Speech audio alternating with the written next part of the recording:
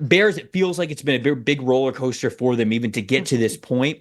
Yeah. Now, even on the season at 4-4, you and I talked about what a tough schedule this is for the Bears moving forward. You would have liked to be a game or two above 500 going into the gauntlet of their schedule here over the next 9 weeks. But this one specifically is once again a little bit easier for them. And so it Right. feels like they got to take care of business a little bit here. But what's the matchup that matters for you, Carmen? Yeah, this is the end sort of this sweet spot of the Bears schedule where you need to get at least a game above 500 if you want to survive now starting division play against the toughest division in football right now. And the Patriots offer, I feel like the Patriots have been like, sorry, Patriots fans, but you've been kind of like the get right game for so many teams this year. And that's no truer than the Chicago Bears. And so my matchup that matters, honestly, though, is Chicago against itself. This is a team that it's starting to snowball what happened in Washington, and then you go into Arizona and it just nothing works. They've regressed offensively following their bye week, which isn't good news. It looks like they're starting back from square one. Caleb's holding the ball too long. He's trying for that deep shot because these guys are getting down really quickly. The Bears have not scored a touchdown on their opening drive this season yet. And I believe they're the only team in the league to not have done so. So they are getting down very quickly.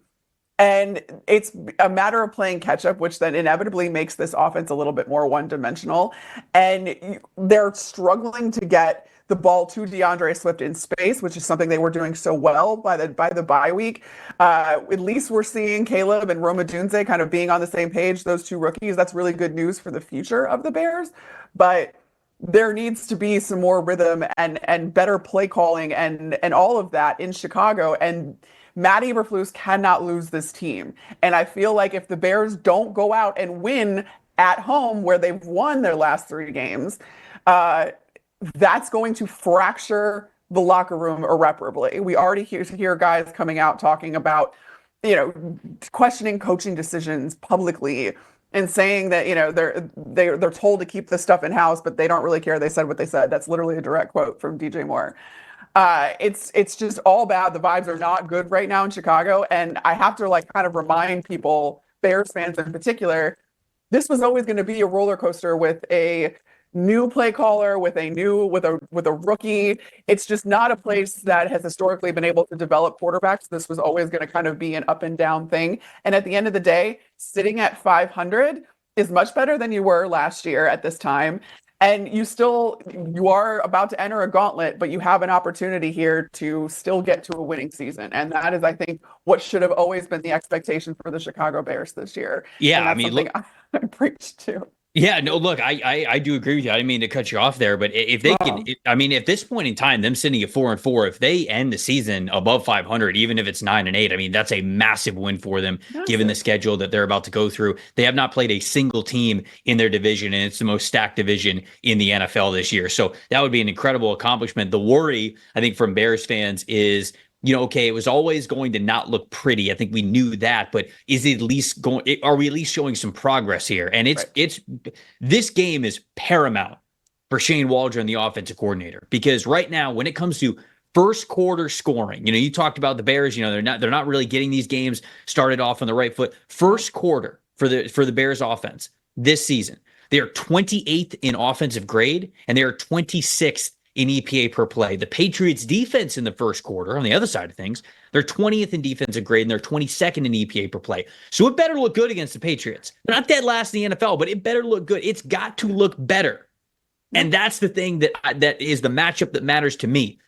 This game, I think in the grand scheme of things, doesn't really matter for the Patriots. I mean, the Patriots at this point, they're 2-7. They're tied for the number 1 overall pick right now because of strength of schedule. They do have the number 1 overall pick. This win wouldn't mean a ton in the grand scheme of things outside of them bringing themselves down in the draft order in the opposite direction that what you would want. Actually, for the Bears, it's not that big of a difference maker given the fact that this is still an inferior opponent that they should be better than. But that's the thing. That's to me what the big takeaway of this game is. The Bears should win this game. And in fact, the Bears should be able to come out of the gate midway through the season now.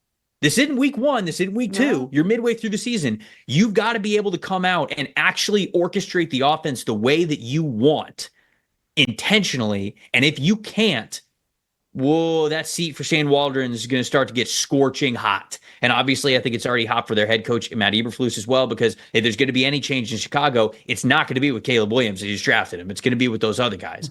I'll roll that right into my plus factor, because my plus factor in this game is DJ Moore. And it's as much because of what you referenced, vibes, than it is anything else. One, they need him to be a big part of this passing plan, but he is in for a career low in yards right now. He's on pace for a career low in yards. 19.5% threat percentage would be the lowest that he has had in his career since his rookie season. So he's certainly not used to this. And then, of course, we all saw the play that was circulating around social media where dude just steps out and walks straight to the bench. Now, Matt Eberflus came out and he's like, no. DJ just hurt his ankle. He rolled his ankle. He's fine.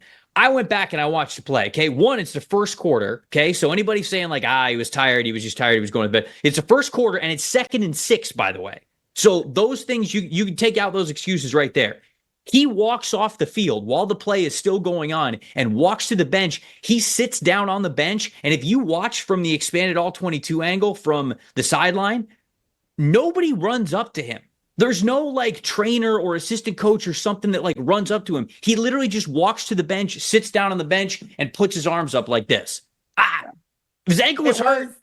It was something, though, that they said that it wasn't just the ankle because he did pull up on it. It was that he stepped out accidentally. And so he wanted to take himself out of the play to avoid a penalty, which, okay, guys do that, especially in the end zone. Like when you need to have it, gotta have it play, and you don't want to tempt the quarterback to even throw it to you. So I get that part of it, but the part that still got me, and when you're talking about vibes, why aren't you sticking around to see what happens in that play? Why are you going straight to the bench and sitting down? Why are like the body language from DJ Moore this season, coming off of just getting paid, by the way, the richest contract in Bears history?